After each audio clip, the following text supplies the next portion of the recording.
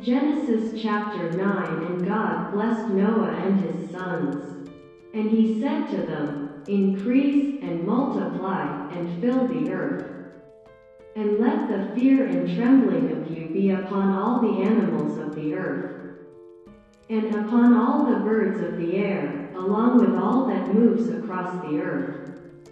All the fish of the sea have been delivered into your hand. And everything that moves and lives will be food for you. Just as with the edible plants, I have delivered them all to you, except that flesh with blood you shall not eat. For I will examine the blood of your lives at the hand of every beast. So also, at the hand of mankind, at the hand of each man and his brother, I will examine the life of mankind. Whoever will shed human blood, his blood will be poured out. For man was indeed made to the image of God. But as for you, increase and multiply, and go forth upon the earth and fulfill it. To Noah and to his sons with him, God also said this, Behold, I will establish my covenant with you, and with your offspring after you, and with every living soul that is with you. As much with the birds as with the cattle and all the animals of the earth that have gone forth from the ark, and with all the wild beasts of the earth. I will establish my covenant with you. And no longer will all that is flesh be put to death by the waters of a great flood, and, henceforth, there will not be a great flood to utterly destroy the earth.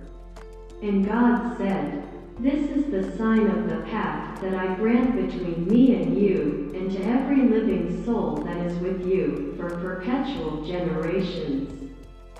I will place my ark in the clouds, and it will be the sign of the pact between myself and the earth. And when I obscure the sky with clouds, my ark will appear in the clouds. And I will remember my covenant with you, and with every living soul that enlivens flesh. And there will no longer be waters from a great flood to wipe away all that is flesh. And the ark will be in the clouds, and I will see it. And I will remember the everlasting covenant that was enacted between God and every living soul of all that is flesh upon the earth. And God said to Noah, This will be the sign of the covenant that I have established between myself and all that is flesh upon the earth. And so the sons of Noah, who came out of the ark, were Shem, Ham, and Japheth. Now Ham himself is the father of Canaan. These three are the sons of Noah. And from these all the family of mankind was spread over the whole earth. And Noah, a good farmer, began to cultivate the land, and he planted a vineyard. And by drinking its wine, he became inebriated and was naked in his tent. Because of this, when Ham, the father of Canaan, had indeed seen the privates of his father to be naked, he reported it to his two brothers outside. And truly, Shem and Japheth put a cloak upon their arms, and, advancing backwards, covered the privates of their father. And their faces were turned away, so that they did not see their father's manhood.